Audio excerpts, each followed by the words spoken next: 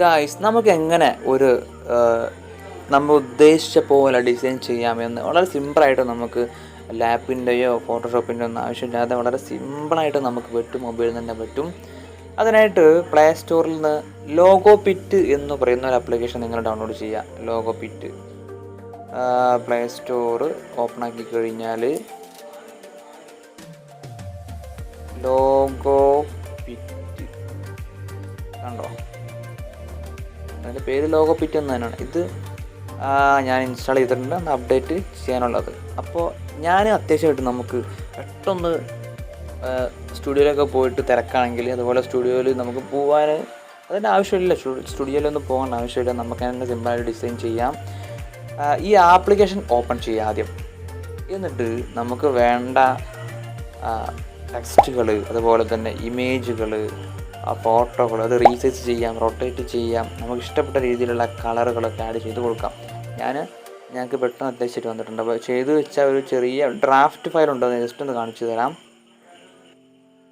Okay, ഇവിടെ നമുക്ക് ഈ ഫോട്ടോ ഞാൻ ഓൾറെഡി ആഡ് ചെയ്ത് വെച്ചിട്ടുണ്ട്. ഇവിടെ നമുക്ക് ഈ പ്ലസ് ഐക്കണതാ, ഈ ആപ്ലിക്കേഷൻ തുറന്നു കഴിഞ്ഞിട്ട് പ്ലസ് ഐക്കൺ ക്ലിക്ക് ചെയ്ത് കഴിഞ്ഞാൽ നമുക്ക് ടെക്സ്റ്റ് ചെയ്യാം, അതുപോലെ തന്നെ പിക്ചർ ആഡ് ചെയ്യാം, ഗാലറിയിൽ നിന്ന് സെലക്ട് ചെയ്യാം, അതുപോലെ തന്നെ നമുക്ക് എടുക്കാം, അതുപോലെ തന്നെ ഡ്രോ ചെയ്യാം, ബാക്ക്ഗ്രൗണ്ട് ആഡ് ചെയ്യാം, ബാക്ക്ഗ്രൗണ്ട് എറേസ് ചെയ്യാം, ടൈപ്പ് ചെയ്ത് എറേസ് ചെയ്യാം. ഓക്കെ, നമുക്ക് എങ്ങനെ ഒന്ന് ജസ്റ്റ് ഒന്ന് കാണിച്ചു തരാം. ഞാനിപ്പോൾ ഇവിടെ ഇത് കണ്ടോ, ഫസ്റ്റ് ഇപ്പോൾ നമ്മൾ ഇവിടെ ടീം തിരൂരിന് ആഡ് ചെയ്തിട്ടുണ്ട്. ഇതിൻ്റെ കളർ നമുക്ക് മാറ്റാം. കളറ് വളരെ സിമ്പിളായിട്ട് ഈ മുകളിൽ കണ്ടോ ഒരു ഐക്കൺ ഇവിടെ നമുക്ക് ക്ലിക്ക് ചെയ്തിട്ട് ഇതിൻ്റെ വ്യത്യസ്തമായിട്ടുള്ള കളറുകളൊക്കെ ഇങ്ങനെ മാറ്റി കളിക്കാം.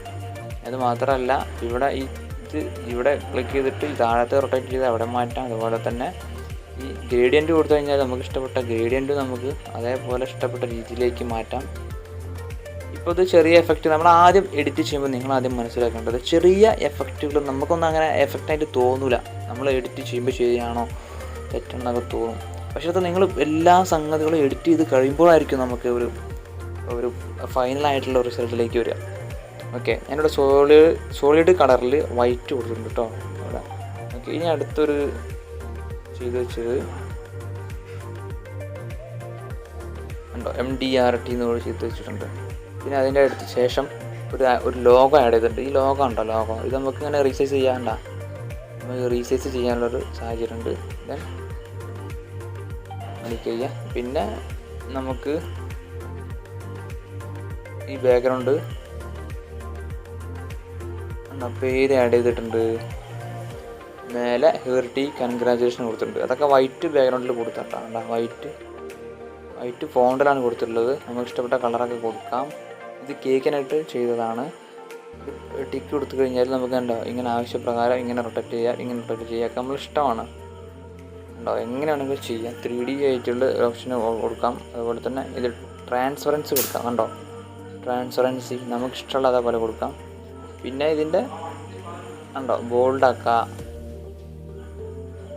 ബോർഡർ കളറാണ് കേട്ടോ, ബോർഡർ കളർ. അതുപോലെ തന്നെ ബോർഡർ കളർ തന്നെ നമുക്ക് ഷാഡോ രീതിയിൽ കൊടുക്കാം. അങ്ങനെ ഒരുപാട് സംഗതികൾ ചെയ്യാം, അത് എടുത്ത് നമ്മൾ ചെയ്യണം. ഇതിൻ്റെ ഫൈനൽ റിസൾട്ട് ഞാൻ കാണിച്ചു തരാം. ഇതിൻ്റെ ഫൈനൽ റിസൾട്ട് ഉണ്ടോ ഈ ഒരു രീതിയാണ്. ഓക്കെ, ഇത് കേക്കായിട്ട് ഒരു വൈറ്റ് ഫോറസ്റ്റ് കേക്കായിട്ട് വരുമ്പോൾ എങ്ങനെയാണെന്ന് നോക്കിയാലോ ഗായ്സ്. അപ്പോൾ ഇന്നലെ തന്നെ നമ്മൾ എഡിറ്റിങ് കഴിഞ്ഞതിന് ശേഷം തന്നെ നമ്മളെ സുഹൃത്തിന് അയച്ചു കൊടുത്തിട്ടുണ്ടായിരുന്നു. സ്പഞ്ച് കേക്കാണ്. അപ്പോൾ അവർ ഡെലിവറി ചെയ്തിട്ട് ഇപ്പോൾ പോയിട്ടുള്ളൂ. നമുക്ക് നോക്കിയാലോ കേക്ക് എങ്ങനെ ഉണ്ടെന്ന്. ഇതാണ് ആ സംഭവം. വാവ്, അടിപൊളിയല്ലേ. കൂടുതലായിട്ട് ചെയ്യുന്നത് സിസോ, പിന്നെ